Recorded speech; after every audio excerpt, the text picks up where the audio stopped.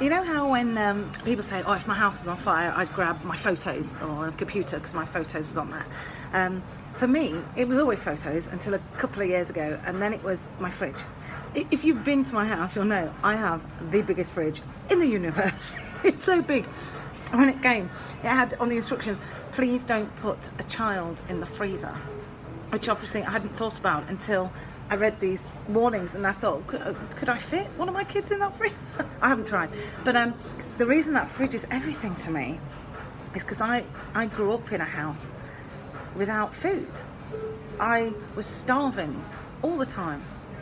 We had milk vouchers because we had, I was 8 to 12, and I had brothers and sisters, like a 6-year-old and then a 2-year-old and a 1-year-old, young children.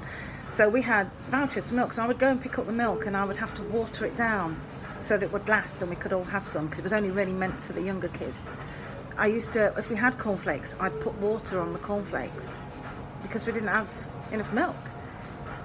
I learned about cutting crusts off bread when they were mouldy, not because I don't want to eat crusts, but because they were mouldy, but you could still eat the rest. We woke up hungry and went to bed hungry, like an aching, desolate hunger.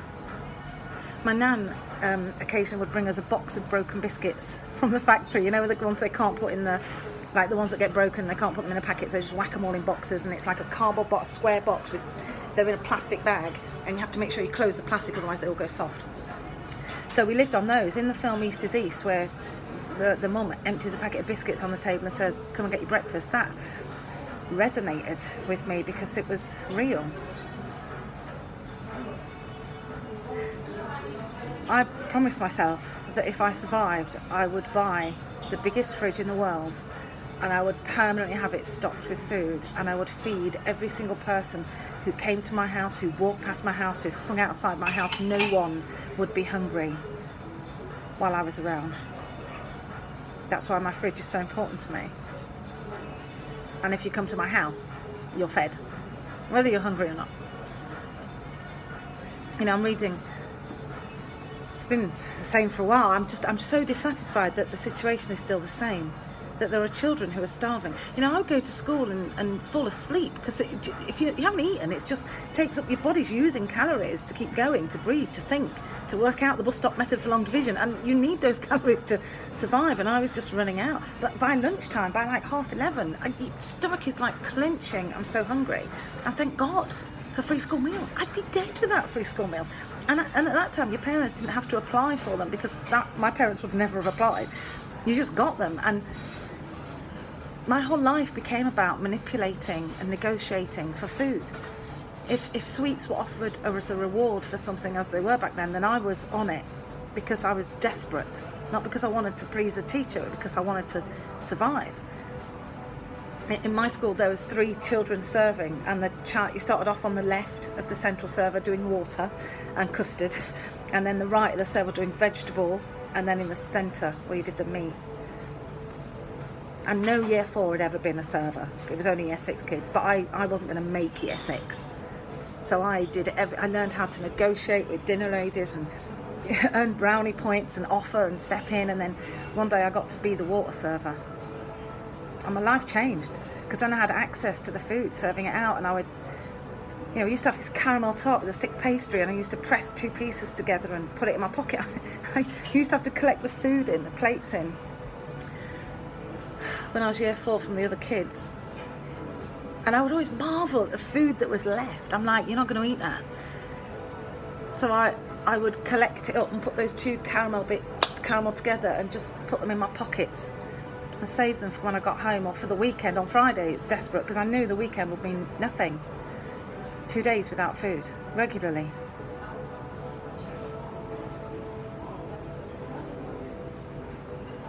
It wasn't just me, I was trying to feed my brothers. So I stole. All the time I knew it was wrong. School would tell us all the time. They went apeshit if someone stole something in our class, which happened frequently. And I never did, because I knew it was wrong, but it was either steal and eat, or don't and die.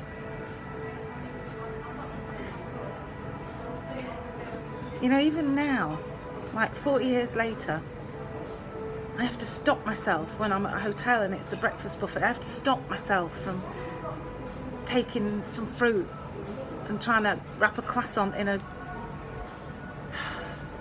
Even now, because you never forget what it is to be hungry. You never forget that feeling.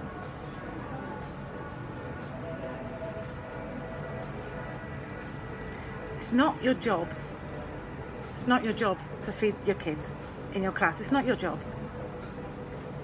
But if you want any chance of doing your job, then not being hungry has got to be the first thing on your agenda. It's a preamble, and it's just the right thing to do from one human to another. You wouldn't walk past a kid on the street who is starving, yet they're sitting in your classrooms.